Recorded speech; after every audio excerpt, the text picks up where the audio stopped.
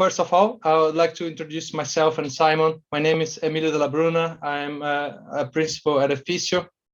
I have 13 years experience around procurement and supply chain on both the strategic review side and transformation program implementations in different industries and geographies, with the key areas of expertise around strategic cost reduction and working capital optimization. And I'm very pleased to be here presenting this talk to you. I'll pass it on to Simon. Thanks, Emilio. Delighted to be here. My name is Simon Watson. I'm a vice president at Officio. I've been working for the company for 7 years. I have a specialism in procurement transformation, delivering financial benefits to clients' businesses with them, in collaboration with them.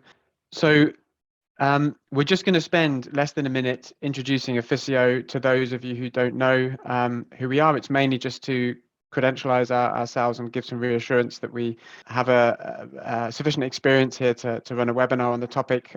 We're the world's largest procurement-focused consultancy with about 600 people globally. We do procurement transformation work, capability development, digitalization, some supply chain work for our clients, and we tend to work in a very collaborative way with our clients to help their teams be more effective. A lot of our business comes through referrals. We've worked on about 500 client programs, and we have a strong focus on hands-on delivery.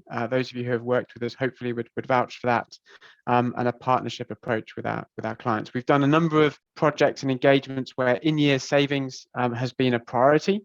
And it's been a focus, and it's the experience we've gained in those projects that we'd like to bring to bear during this conversation over the next hour or so. Thank you, Simon. So now back to today's topic. Start with the key objectives of this session. So by the end of today, we want you to have a good understanding of the level of benefits that can typically be achieved via rapid in-year savings programs.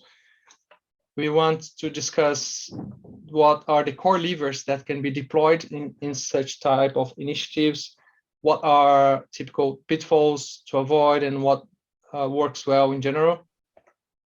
We're gonna bring that to life through a couple of real-life examples or case studies that we've done with our clients in the past. And finally, we're gonna discuss a little bit in details the key success factors that should be put in place for such type of programs. So let's start with the first point, understanding level of benefits that can be typically be achieved.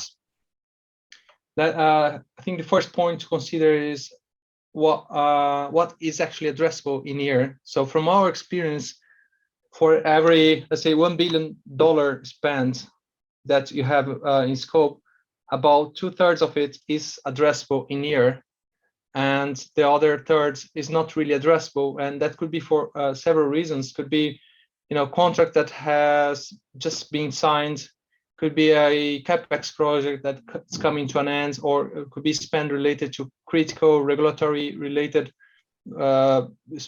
activities that can't be changed at all. So back to the 2/3 that is actually addressable, what we see is that about 3 to 5% is a reasonable target to aim for in-year savings, and that is achieved through different types of levers. And these are the key types that we're going to be talking about in more details today. So you have the purchasing desk, which is a mechanism that allows you to control and have visibility on the purchase of certain types of spend in the organization.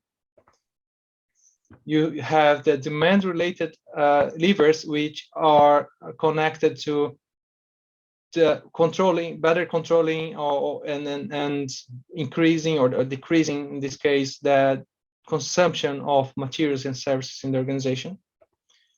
And finally, you have the supply-related levers, which are typically the ones that are the first procurement think of when there's an in-year savings target, this is related to renegotiating commercials with your suppliers, trying to get to an agreement that better suits your urgent needs. So these are the key levers on the cost reduction side, and On top of that, we recommend that you always look at working capital, because by optimizing working capital, you not only drive additional cash release in year, but there are cost reduction opportunities associated with that as well. And this is what we're going to explore in the remaining slides of this presentation. Yeah. And I think maybe just even taking a step back, one of the questions is why do companies go after an in-year savings approach rather than a kind of longer term perspective? And I guess people who have dialed into this will have their own reasons. The reasons that we've seen in the past, the most common ones are things like a financial shock that the company has experienced, whether that's to do with the market or something else in terms of maybe a drop in revenue or an unexpected cost elsewhere in the business that needs to be mitigated. And in-year savings in that respect and in that context become very, very important. The other areas we've seen it is, for example, in certain low margin businesses that are very, very sensitive to cost-based changes. They tend to go after in-year savings quite regularly. And then also one which we've seen quite a lot actually with clients is where they're starting out on a journey of developing procurement maturity, that actually getting some in-year savings is a great way of making the investment less risky for the company in the procurement function. So if if the procurement function can deliver something in year, not impact budgets, at least not cost net amount of money in the year, then it can be a great way of getting procurement started and procurement on the map. So I think it's just worth putting some of this into context as well around when companies choose to pursue an in-year savings approach over perhaps a more longer term view. Yeah, and that's not to, sorry, I was just saying to me, that's not to say you can't do both at the same time, but it's those are the reasons that we've seen. Yeah, thanks, Simon. That's always a trade-off, and I think we will cover this in more details. But it's about having visibility of the decision you're making and understanding what's impacts in the short and long term, right? Okay, so next we're going to explore each one of these type of levers in more details, bringing some actual levers that companies typically implement to achieve in-year or rapid savings or cash release benefits. So you can see here all those 4 type of levers that I just mentioned, and we're gonna discuss them on the perspective of the level of aggressiveness involved in implementing them. Some are less disruptive, easy to implement. Others will be highly disruptive to the organization, either due to the risk of operational disruption or even reducing the service level to their clients, or due to internal disruptions in terms of misalignments between the different business areas and have conflicting interests within the business. Of course, highly disruptive ones might drive additional in-year savings, but they need to be very careful when applying them, and they might have a bigger impact on the long term as well. So let's start with the demand-related levers. Let's say that the easier ones would be probably well known by most of you. First, rationalize specs and service levels, making sure you get exactly what you need, not more than that, and then you pay the right price for it. Reduce less business critical spend. Let's say, for instance, traveling. If you have a employees conference that requires flying people to a certain place, if that's not so critical for the business, maybe you can push it to the next fiscal year, so you don't incur that expense in the fiscal year where you're trying to achieve in-year savings. And also establish quick wins with selected incumbents. So let's say you can come to your incumbent and say, look, I have this target, I need to reduce my costs. Can we do something to reduce the overall cost of ownership of materials and services provided? Maybe it's not the price of the products they provide. Maybe it's the costs or the logistic costs associated with that, the packaging costs, so that there are some quick wins here that could be explored in collaboration with suppliers. And then on the more disruptive side, you have challenging over-engineering requirements in high-spend categories. So why it's disruptive is the timing aspect of it. If you want to do it quickly, that might disrupt relationship with your engineering team, with your sales team. So it's definitely something you should do on the longer term, but in the short term, it might cause some problems. So you need to be very careful when doing this.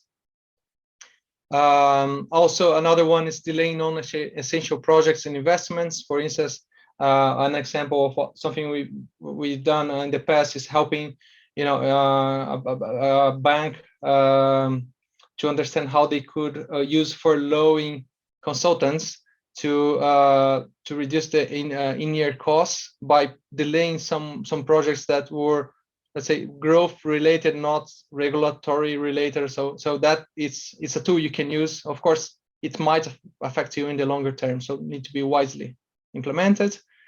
And finally, switching off any last-minute requests outside pre-agreed frameworks, which again can cause some upsets across the organization. That last one's interesting because I've actually seen this done really, really well a couple of times before, and the general theme was that if you're going to do it, you have to be bold and you have to believe in it, and you can also do it on certain elements of the spend.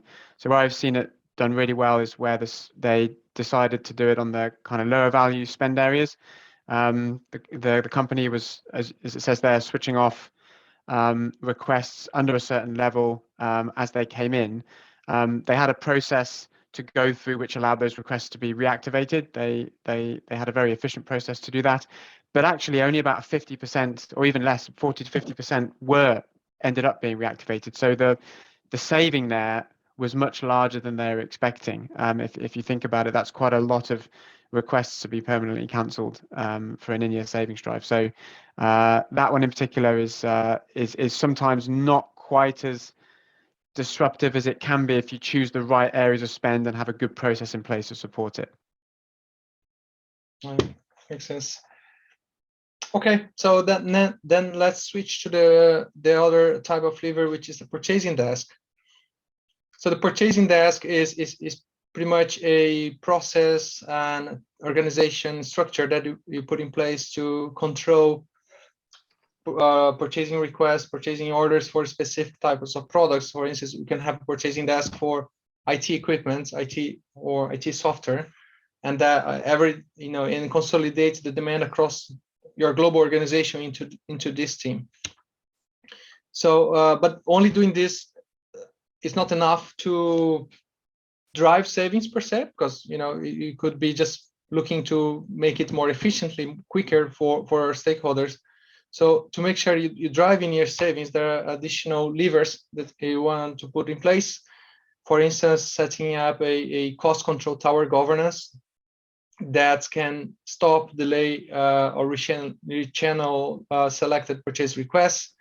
An example here is when we help the CAO to establish a weekly meeting with their management team to review all the relevant purchasing requests coming through the purchasing desk and challenge them when needed, agreeing on delaying them and stopping as needed, or approving them, right, if they were critical and there was a business case behind it. You can also use your purchasing desk to have more visibility of what the business units are doing, so you can engage with them to together with them manage and prioritize purchases. And in general, you should also leverage the purchasing desk to encourage cost-conscious behavior across the organization. Then a few other things that you can do on top of that might be more disruptive are expanding the purchasing desk governance across the whole spend, and that would include also the tail suppliers, where you try to shift any demand from tail suppliers into your preferred vendors, unless by exception there is a clear case for savings for not doing so. But again, that will put a lots of it might be disruptive because it can put lots of demand on the purchasing desk team. You're gonna have a huge workload looking through tail suppliers, small orders, and that might extend the lead times for the business areas to get what they need. So that needs to be done carefully. And presumably, Emilio, on that one in particular, there would need to be the preferred vendors set up. So not all companies have preferred vendors in all of their categories. And I guess that just kind of shows the importance of doing that, so that when an in-year savings drive happens, there is the agility and flexibility to respond to it with something like a purchasing desk, where you've already got the preferred vendors in place. So I don't know if you've seen a purchasing desk like that where there aren't preferred vendors in place, but having those vendors in place certainly makes a huge difference. Yeah, and also use the technology solutions, right, such as catalogs and dashboards to enable the visibility of high amount of orders coming through to quickly identify deviations. It's also absolutely, yeah. Okay, the next one, supply related levers. So this is about the commercial agreements with your suppliers and the price you pay for it. So obviously one of the levers is to discuss rate reductions opportunities with incumbent suppliers, using benchmarking as a reference for that. To come back to your suppliers, say, look, your pricing is above markets. Can we negotiate to the better pricing that would be in line with the market? And you can also, on top of running tactical negotiations with individual suppliers, run some competitive sourcing events in certain areas to drive further competition and cost reduction in terms of price reduction. On the more disruptive levers, you have working on raising in-year cash rebates, pushing your suppliers to anticipate rebates, or on the other hand, considering the trade-off between purchasing more that year to get a better rebate, or to activate a certain rebate and get an overall cost reduction at expense of having a higher inventory. So that has to be considered as a total cost of ownership, not only a specific dimension. Another powerful lever that has to be used wisely is executing negotiation factories. So a negotiation factory is pretty much tactical negotiation on steroids. Basically, you want to bring your suppliers to your site, or just put all your suppliers together, or negotiate with them rapidly, let's say in one day, having multiple sessions during one day to get a result of it. So an example here is of a client is a train manufacturer. They had a significant reduction in their demand. Therefore, the volumes they had in their contracts were no longer relevant for the demands they had. So they had to quickly react by negotiating with multiple suppliers, adjusting the contracts and pricing to adjust the cost base and ensure profitability of the business. The negotiation factory was an effective lever there, but again, it has to be used carefully. You need to be very organized, very disciplined. Everyone in the organization has to drive the same message to the suppliers. You need to have the data to back up the negotiations, to quickly react to proposals from suppliers and give them a response in a short period of time. And I think on that one, the context and the message that's given to suppliers is really important, because if it's just done as a kind of one-off with no context, it can feel to the suppliers like a bit of a beating up, and it could potentially damage longer-term partnerships and relationships. Where the example you just mentioned there of the train manufacturer, Emilio, I know in that case they had a proper opening to that conference with the CEO who came in and spoke about the situation in the market. They spoke about it being a shared problem amongst all of them. They talked about what they were hoping that the future would bring, and what that would mean for the suppliers if they got through this difficult period.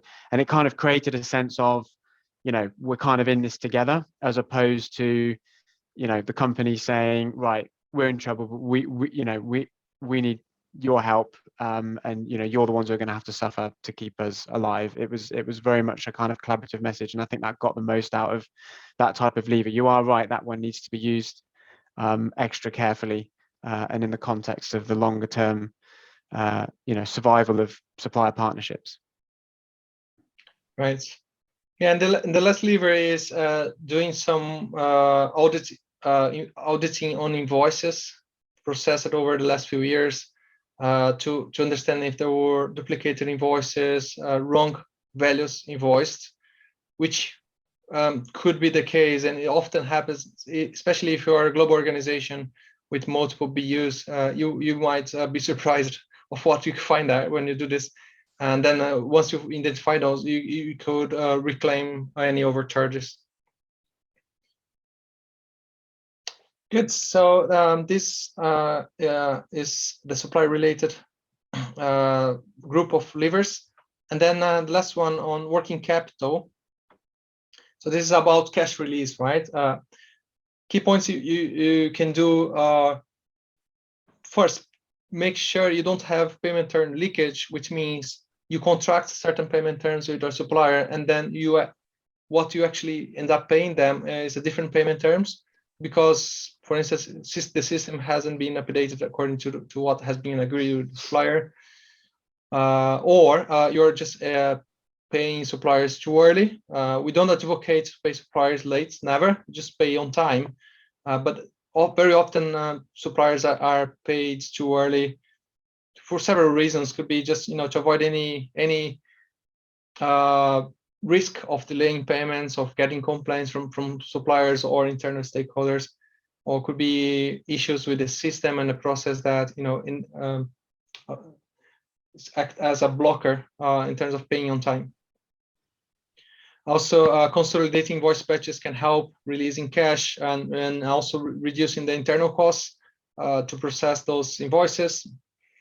And on the receivable side, to get additional cash, you should look at as what we call dash for cash task force, where you make sure that you bill everything as soon as possible. As soon as you deliver a service or product and you can bill it, you don't delay the billing.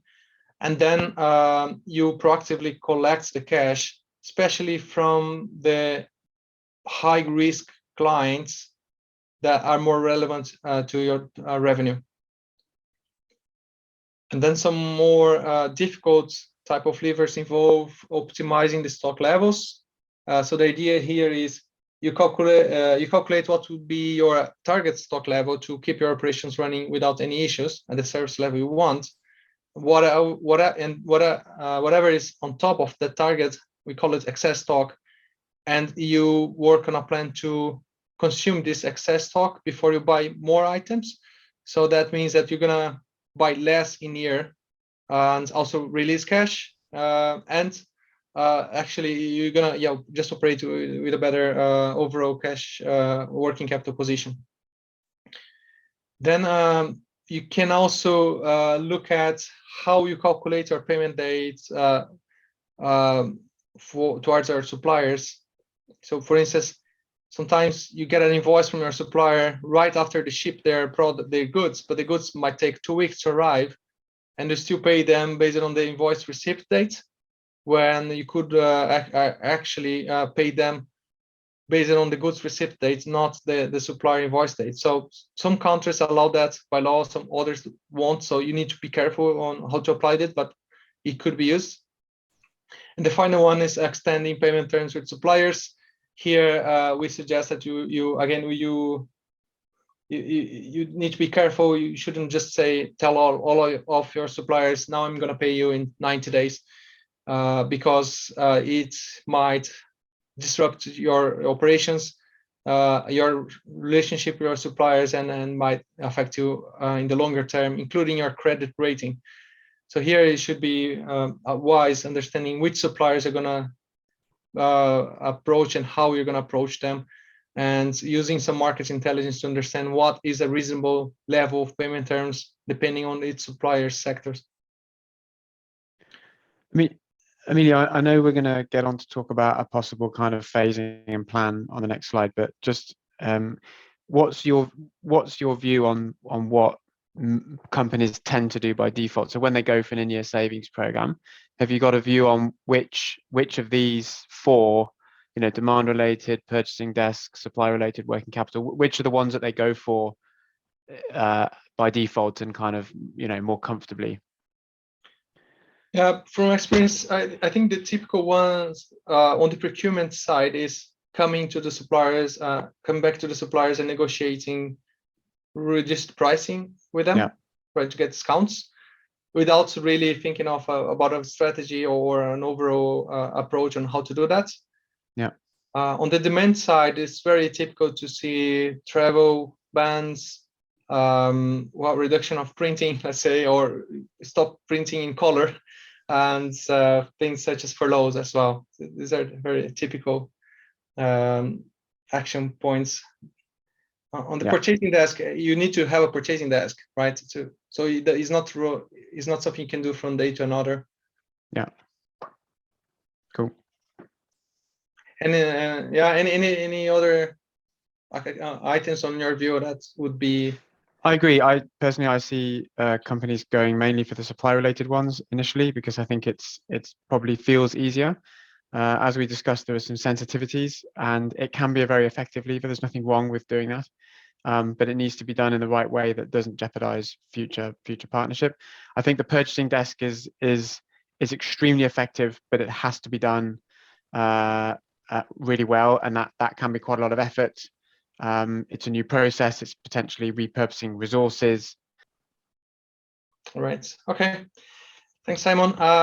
So now let's switch to how we can use these levers into practical work streams to drive in-year savings programs. So again, based on our experience, this is what we see as the key work streams to put in place. The first one being related to mobilizing the organization around it. We call it jump on board.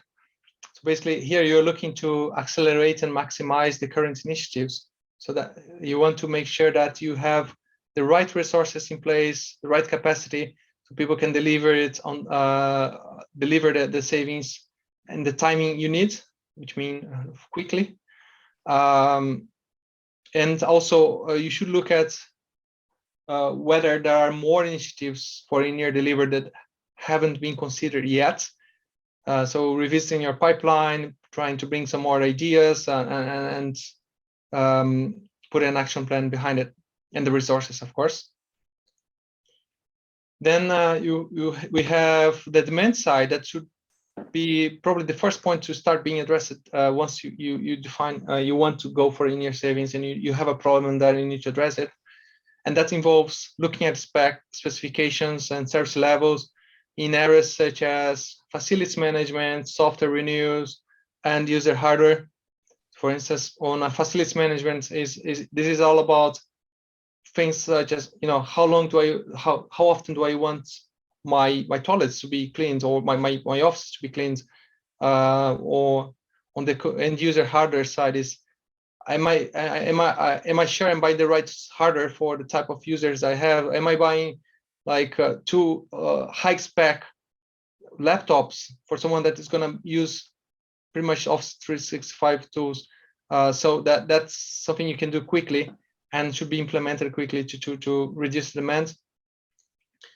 And on the other hand, you should look at what you can stop and delay, right? So again, related to what we discussed before, travel, professional services, marketing activities. Then the third one is around working capital. So there are two key areas you want to look at. One is on payables and receivables, making sure you get the right payment terms, you negotiate in cash rebates. And on the receivable side, you have an effective dash for cash program in place. And also looking at the inventory levels, make sure you are able to identify and address excess inventory, implement changes in your planning system to make sure that you're going to buy what you need going forward. So yeah, this is a summary of typical work streams that are put in place for in-year rapid delivery of savings and cash. Don't know, Simon, if you have any other comments to add here. No, I guess maybe just a question for you, Emilio, in terms of the time frame for some of this stuff. So there's a bit of a chronology here of what companies should look at. What's our view on the time frame? Obviously, doing everything at once at the same time is probably a little bit too much. Which what should be the time between these different steps? Yeah, that's a good point. I think the key one is mobilization, right? You need to mobilize the organization around it. You need to assure the resources and make sure that the plan you have in place will be implemented. Then you can start thinking about additional points to improve. And then in terms of timings, depends on what will be your priorities. Let's say if you really want cost reduction in year, you want to go for the demand first, right? To reduce demand. If your problem is you want a savings because you need cash, then you could potentially do the working capital piece first on top of the ongoing cost reduction initiatives. So that would, in my view, depends case by case. And I suppose if we're going for savings in year, then starting as early as possible in the year is critical. I think if you start 6 months into the year, it can be a lost cause, because it takes time, obviously, to implement some of these things, and then you only get a smaller portion of the benefit in year. Is probably the other point I would add. Yeah, I agree. And just on a typical pitfall here is being too optimistic on what you can achieve in terms of timings of the initiatives. Sometimes it just takes long to change a spec, to approve it, and or to reduce the stock. It might have excess stock and you don't have demand for it. It's not going to reduce naturally. Yeah. So that's something you need to be really realistic about, and or as early as possible communicate across the organization that what is the realistic estimate of what you can achieve, to avoid coming to the end of the year and then give a bad news to everyone that that big great plan was is not going to deliver to the targets. Makes sense.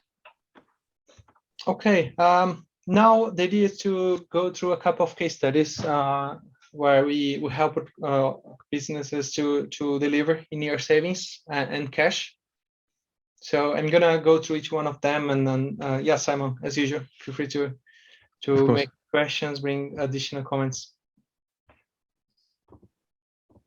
So the first one is about a company in the automotive sector. They are a tier 1 manufacturing company providing parts to the let's say passenger cars manufacturers and also to truck OEMs. So the situation for them was the following.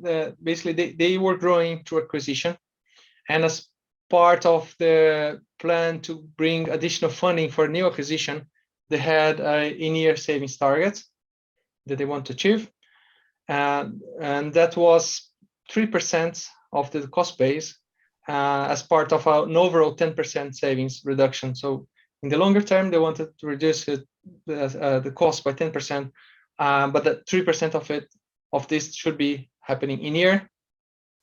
However, there was a few tailwinds coming in their direction that made it more difficult. One of them being the inflation of raw materials such as steel and plastics.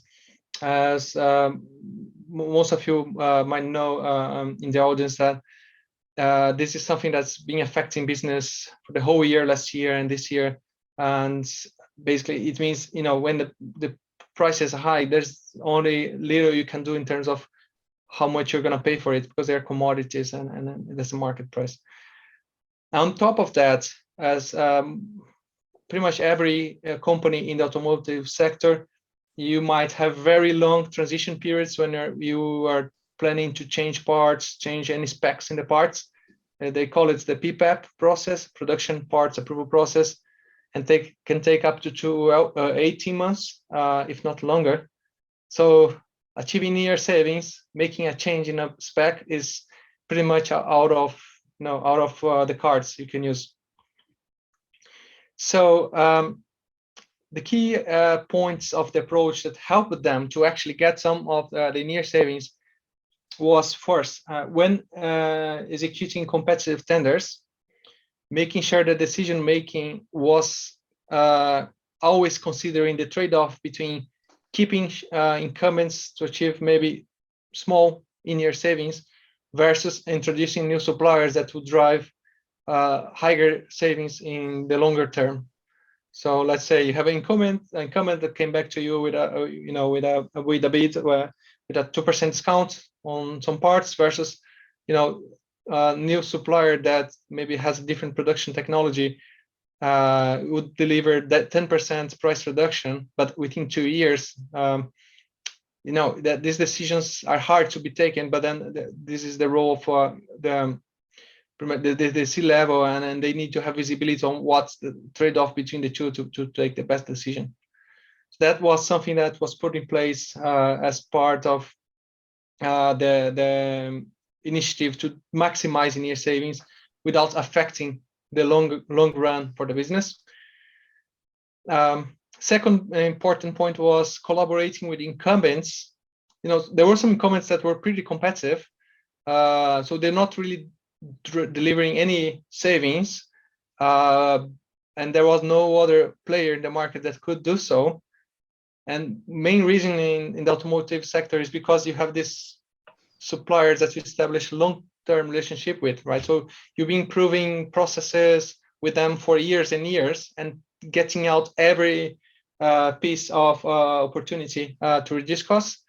So, but there's always more. If you really engage with them and collaborate, you always find out ideas that haven't been implemented because they were not so urgent. Maybe they required a little bit more of top-down sponsorship to be implemented, such as here one of the suppliers, for instance, they provided steel bars made out of recycled steel, and they could for some products change the spec, downgrade the spec without getting out of the requirements from the final customer.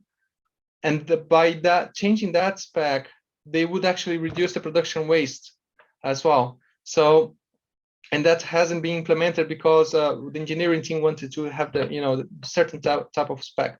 So by collaborating with the suppliers, they raised at this point, engineers were on board after some nudging from the top management, and that has been implemented without necessarily talking about unit price reduction. It was like reducing production waste, production costs. And finally, they also worked on reducing the excess stock to target levels, adjusting systems to make sure that they would plan future demands to the right inventory levels and in consuming the excess stock before buying new items. What would you say that the maturity of this company was when they did this in terms of their processes, their data availability and visibility, to be able to make some of these decisions around where to focus and for example being able to reduce stock levels? What was the kind of maturity and how important a role did that play in your view? Yeah, so that they had very different levels of maturity depending on the side parts of the business, because they were going through acquisitions.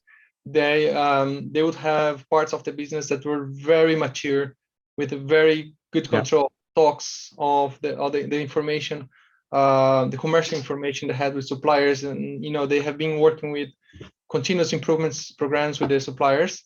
And there were other business that were on the other spectrum, like with very low maturity, no visibility of data, So yeah, it was really a challenge, and the key point was to leverage the best the business could deliver at their materials level. Yeah, and I know, and the reason I ask is because we worked with a fintech company a couple of years ago. It was during COVID, in fact, and they obviously through COVID had a massive in-year savings drive. And one of the things that they said made all of the difference was having really good spend analytics in place already. They had a lot of vendor agreements in place already, preferred supplier agreements. They had a very mature contracting process and repository, which gave them a lot of visibility over exactly what they're paying, the clauses in the contract. And so that kind of mad rush of collecting data, of trying to figure out where to focus, where to start, who to contact, they were able to bypass all of that and get straight down to what it is they needed to do. So I think that plays my personal view is that plays a big role. So it's interesting that, in this company, there were the different levels of maturity in that respect. We did have the mad rush for data, but they were really good in mobilizing the resources to get that done quickly. So that was key. Yeah. Okay. And in the end, they didn't achieve the 3%, but they actually managed to achieve 1% year-on-year savings, plus an 8% price increase mitigation.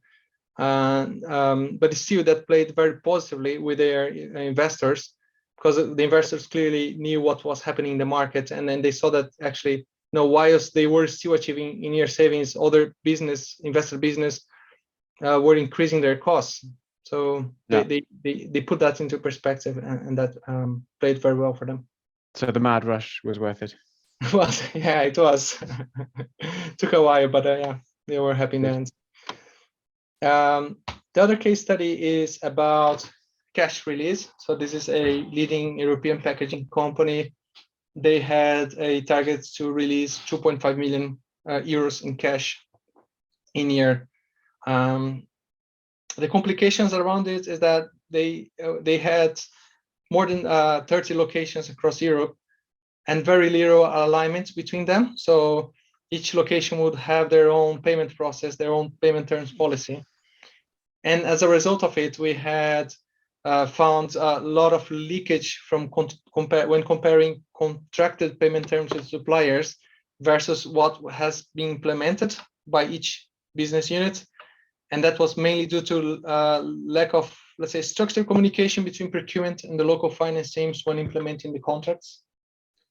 And on top of that, because they're doing things in a different way, each site had their own payment runs. And when looking at the data, we identified that up to 50% of payments were actually paid early. So big opportunities in these two aspects. To make the best out of these opportunities, we look at three key areas. The first one was rapidly deploying a payment analytics tool to highlight insights and opportunities by drilling down the data by site and by supplier, understanding how different sites treat the same supplier and how suppliers compare against peers in their sector and across the different sites. So by doing these checks, we really found lots of opportunities and actionable items to deliver those opportunities. And that's what we did. So we helped to eliminate the deviations identified between contracted payment terms, between procurement and supplier, and the system payment terms in all the sites. And for some suppliers with low payment terms compared to other sites or compared to their sector in general, we had some targets negotiations, and that combined delivered it to their target of 2.5 million euros. And then on top of it, we also look at the internal processes and helped to standardize the payment runs and invoice processing to reduce early payments, so that as a result, early payments were reduced from 5 to 7 days to about 1 to 2 days, which added a further cash potential of 2 million. So that's on not much related to cost reductions on cash, but in the end of the day, as I mentioned, sometimes the business they actually need cost reduction because of the cash they could release out of it, and that's the case for this company. Good. We're starting to get a couple of questions in. I'm just conscious of the time. Yeah. And in fact, one of the questions that's just been asked is a perfect segue into the next slide. So we can move on to that one, which is I believe, the last slide that we have. Yeah. But if anybody else does want to ask any questions, do feel free to type them in the box. We've had a few in. We'll try and get through all of them if we can before the hour is up. So yeah, the question we had was what are the key success factors? And we've actually got a slide here. We've tried to summarize what we see, and we've talked about some of these already. Emilio, you've talked through some of these in the examples. The first one is having sufficient sponsorship.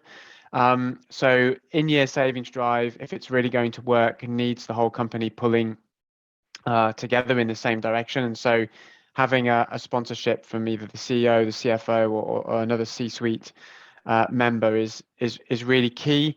The sort of roadblocks you can get are, not enough resources available. It could be, inability of people to free themselves up to give data that's required. These sorts of things need to be addressed immediately, and so having a sponsorship in place is the solution there.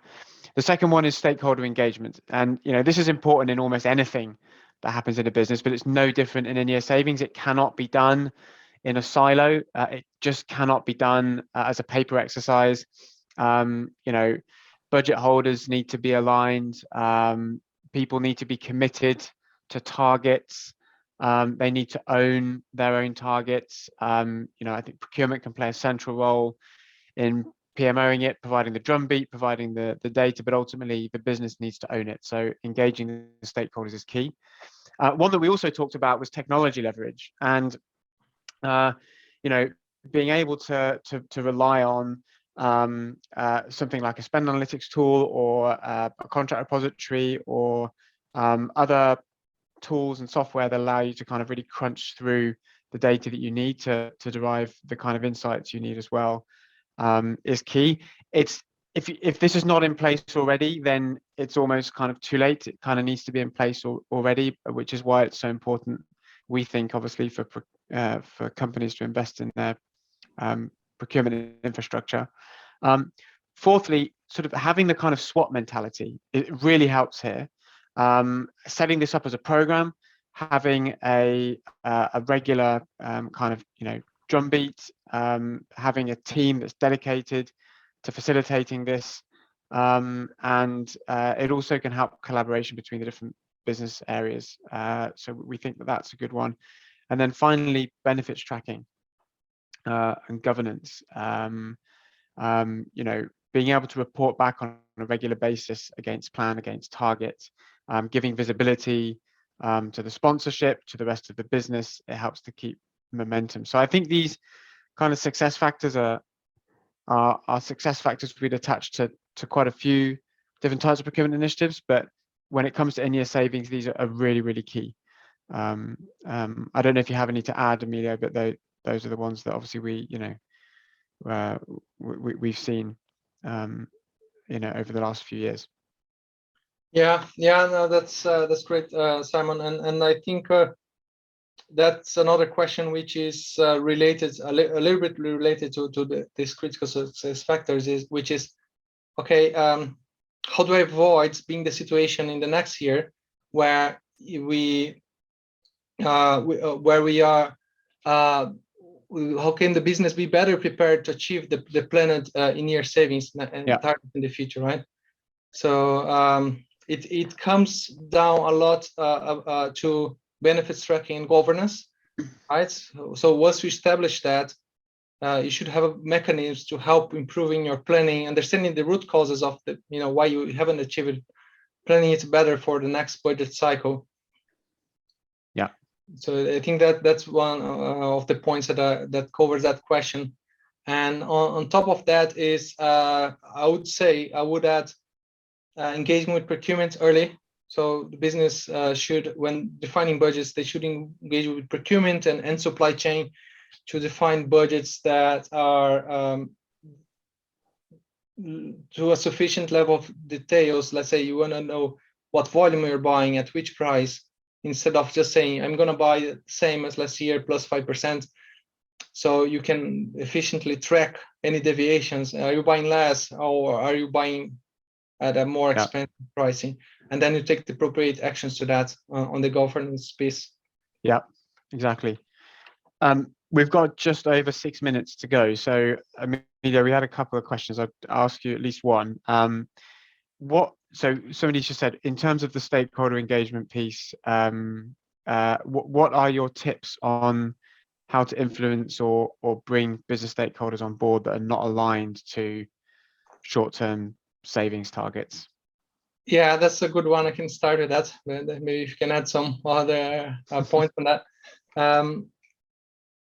It's tricky, right? Because sometimes you can have your finance team, procurement team very focused on achieving those targets because it's part of their personal targets, right? And you might have, on the other hand, let's say the marketing, the CMO, Chief Marketing Officer, doing activities to drive additional revenue in the, let's say, in the current year or in the future, like building the brand, for instance. And they're not really incentivized to cut costs for other areas of the business, right? Maybe their budget is on budget, and there are other areas out of budgets. So they might not be receptive to cutting from their own flesh to help others. So here I think that the key point is being very clear on the consequences of not being collaborative, because maybe in the short term that's not going to hurt them, but in the long term that might mean that their plans to build a brand and grow will just not happen, because the shareholders will not invest, right, for a growth of a company that's not delivering to the expected returns in the short term. So it's being very clear on that, in being thinking broadly, not and longer term of the consequence of that.